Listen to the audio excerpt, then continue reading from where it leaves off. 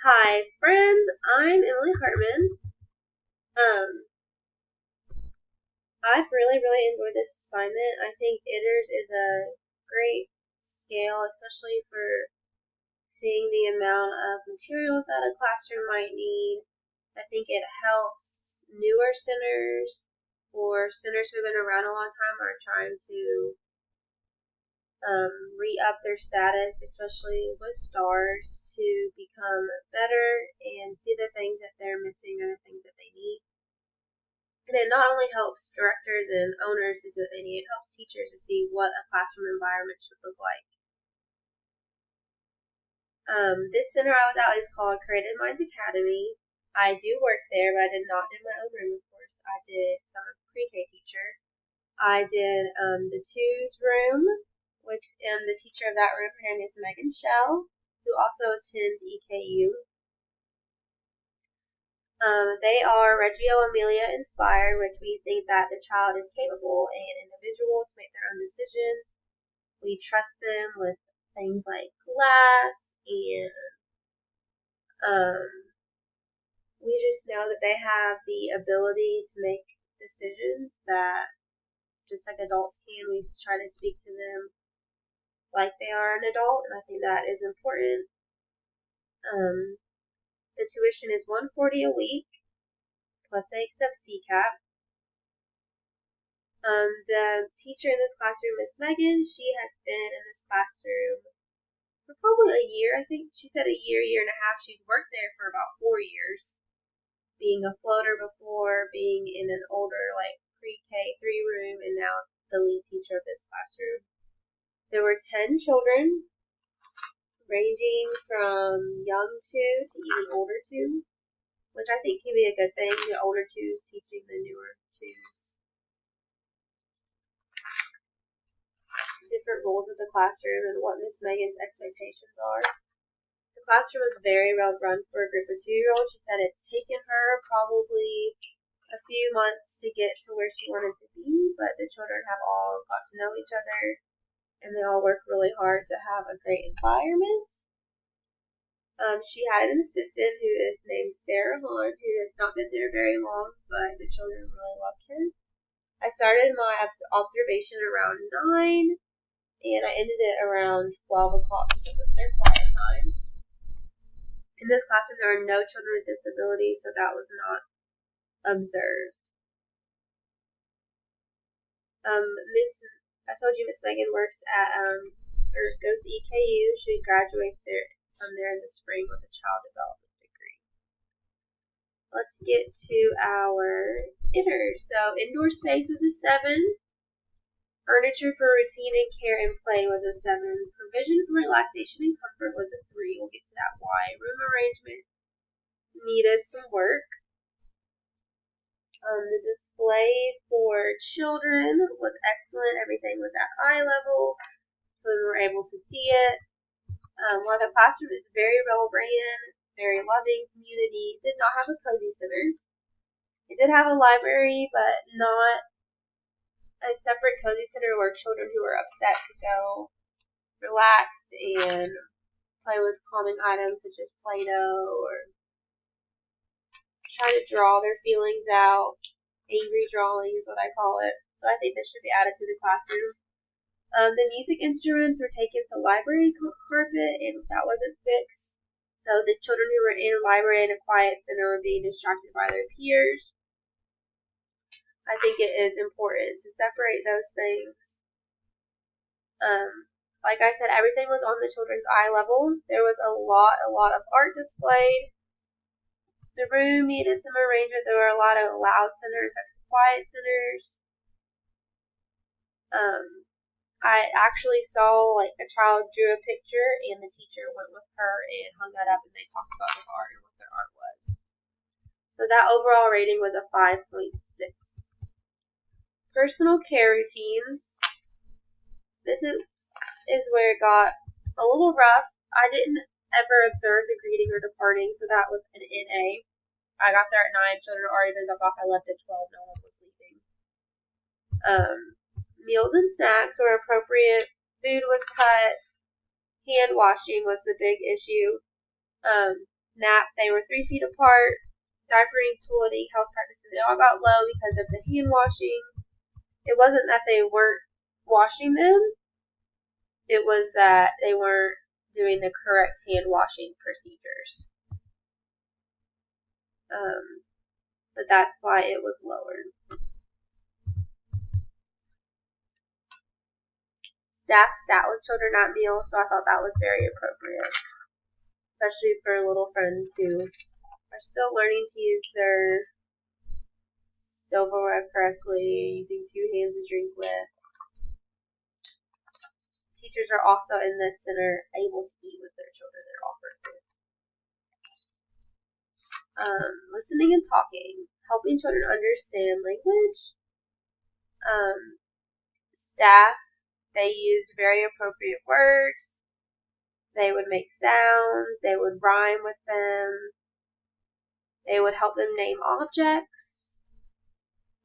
It was time for circle, and one friend said, "That carpet's not a circle." The teacher said, "You're right, that's carpet in the square. Are we going to square time?" And I really liked that. Helping children use language. There was no baby talk, which I think is important. They're human like you and I. I don't like to be spoken to like a baby, and I think it helps better develop their language when they are spoken to like an adult. Some of the books were ripped up. There weren't enough categorized books. There weren't very many science books.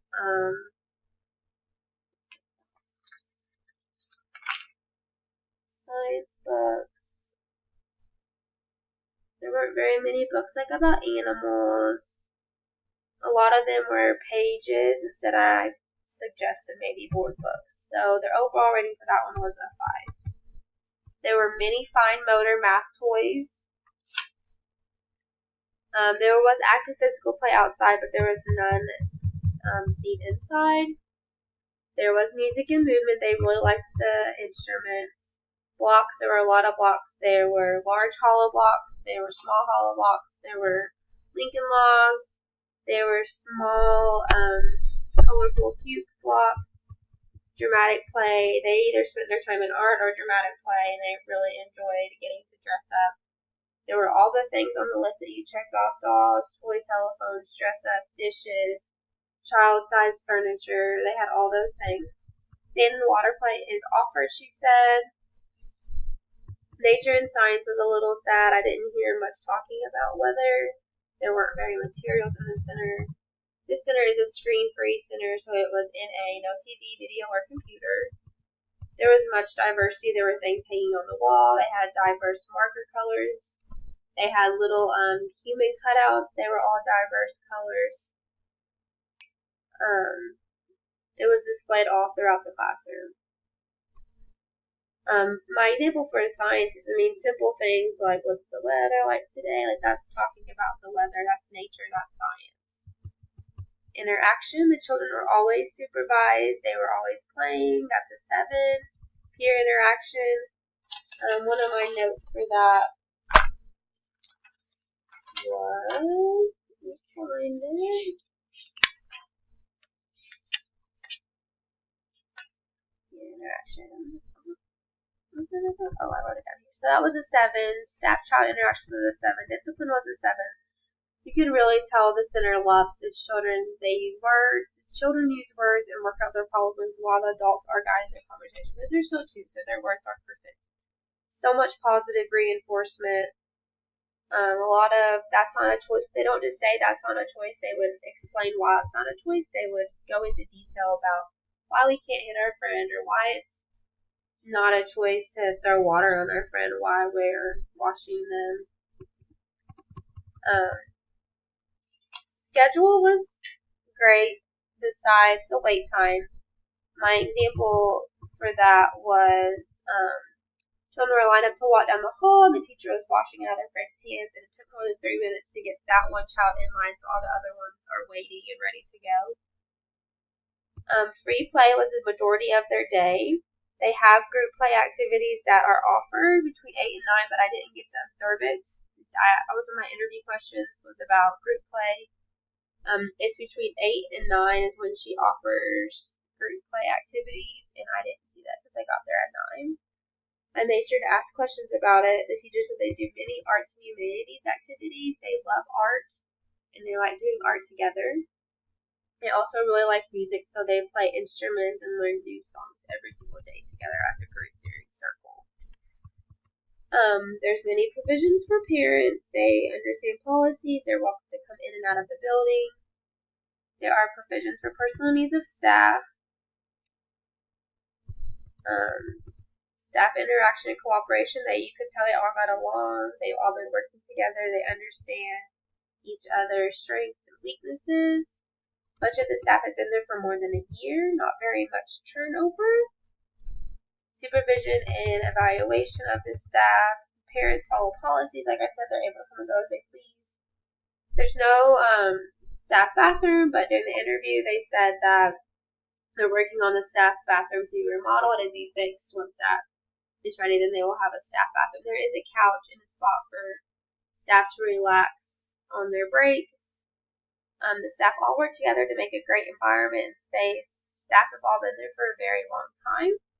The director and owner are always around and do scheduled classroom observations monthly along with random pop-ins.